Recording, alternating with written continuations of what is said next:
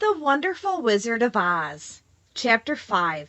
The Rescue of the Tin Woodman. When Dorothy awoke, the sun was shining through the trees, and Toto had long been out chasing birds around him and squirrels.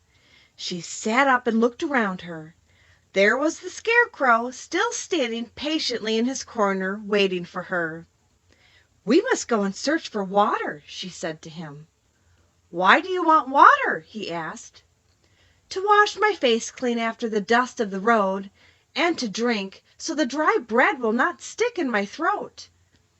"It must be inconvenient to be made of flesh," said the Scarecrow thoughtfully, "for you must sleep and eat and drink. However, you have brains, and it is worth a lot of bother to be able to think properly." They left the cottage and walked through the trees until they found a little spring of clear water, where Dorothy drank and bathed and ate her breakfast. She saw there was not much bread left in the basket, and the girl was thankful the Scarecrow did not have to eat anything, for there was scarcely enough for herself and Toto for the day. When she had finished her meal, she was about to go back to the road of yellow brick, but she was startled to hear a deep groan near by. "What was that?" she asked timidly. "I cannot imagine," replied the Scarecrow, "but we can go and see." Just then another groan reached their ears, and the sound seemed to come from behind them. They turned and walked through the forest a few steps, when Dorothy discovered something shining in a ray of sunshine that fell between the trees. She ran to the place and then stopped short with a little cry of surprise. One of the big trees had been partially chopped through, and standing beside it, with an uplifted axe in his arms, was a man made entirely of tin. His head and arms and legs were jointed upon his body, but he stood perfectly motionless, as if he could not stir at all. Dorothy looked at him in amazement, and so did the Scarecrow, while Toto barked sharply and made a snap at the tin legs, which hurt his teeth. "Did you groan?" asked Dorothy. "Yes," answered the Tin Man, "I did. I've been groaning for more than a year, and no one has ever heard me before or come to help me." "What can I do for you?" she inquired softly, for she was moved by the sad voice in which the man spoke. "Get an oil can and oil my joints," he answered. "They are rusted so badly that I cannot move them at all. If I am well oiled I shall soon be all right again. You will find an oil can on a shelf in my cottage." Dorothy at once ran back to the cottage and found the oil can, and then she returned and asked anxiously, "Where are your joints?" "Oil my neck first," replied the Tin Woodman. So she oiled it, and as it was quite badly rusted, the Scarecrow took hold of the tin head and moved it gently from side to side until it worked freely, and then the man could turn it himself.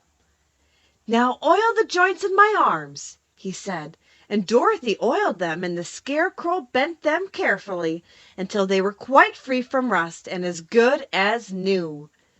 The Tin Woodman gave a sigh of satisfaction and lowered his axe, which he leaned against the tree. "This is a great comfort," he said.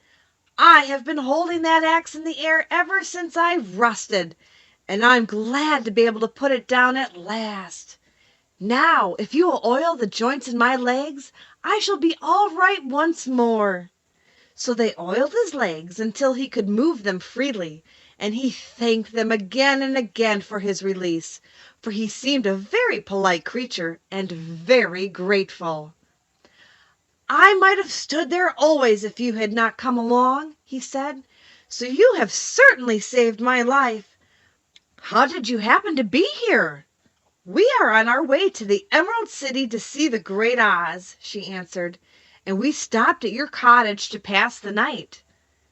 "Why do you wish to see Oz?" he asked. "I want him to send me back to Kansas, and the Scarecrow wants him to put a few brains into his head," she replied.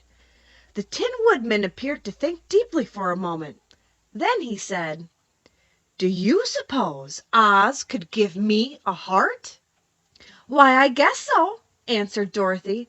"It would be as easy as to give the Scarecrow brains." "True," the Woodman returned.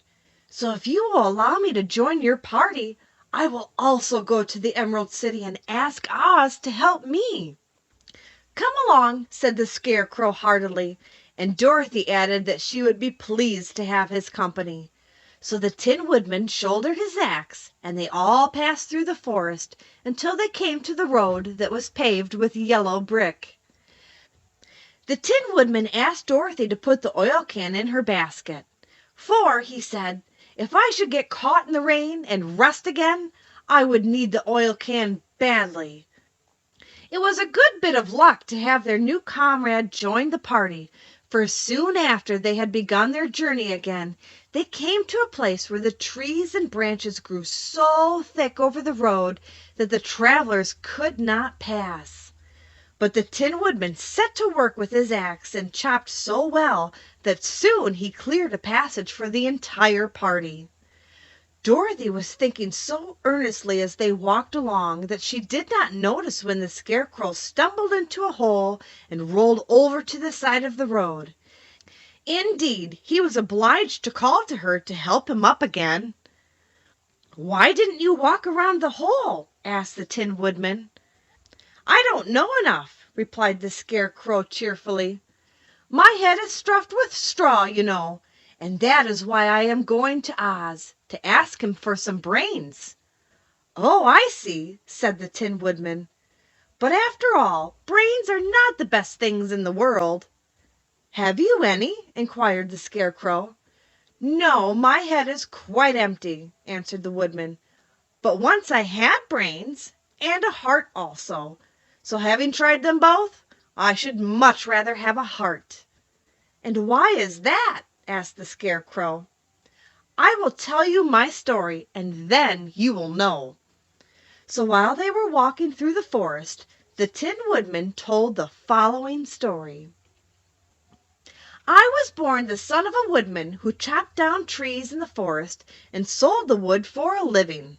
When I grew up, I too became a wood chopper, and after my father died I took care of my old mother as long as she lived. Then I made up my mind that instead of living alone I would marry, so that I might not become lonely. There was one of the Munchkin girls who was so beautiful that I soon grew to love her with all my heart.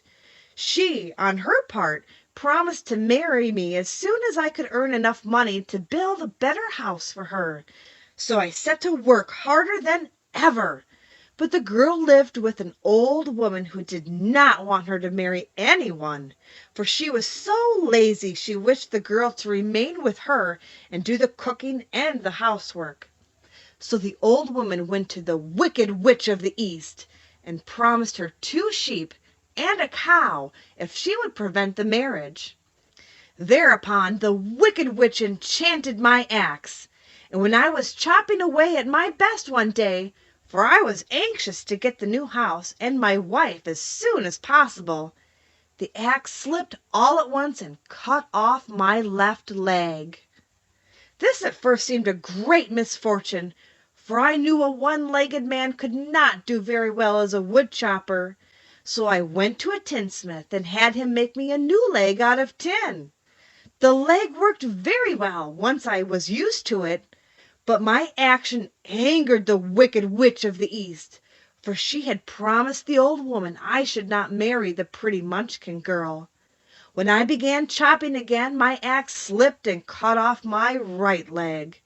Again I went to the tinsmith, and again he made me a leg out of tin.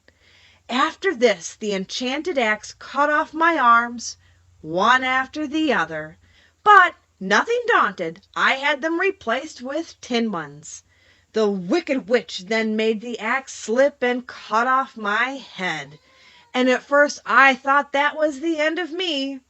But the tinsmith happened to come along, and he made me a new head out of tin. I thought I had beaten the Wicked Witch then, and I worked harder than ever. But I little knew how cruel my enemy could be. She thought of a new way to kill my love for the beautiful Munchkin maiden, and made my axe slip again, so that it cut right through my body, splitting me into two halves.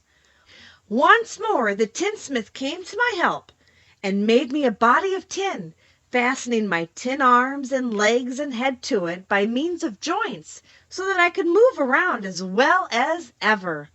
But alas, I now have no heart, so that I lost all my love for the Munchkin girl, and did not care whether I married her or not. I suppose she is still living with the old woman, waiting for me to come after her.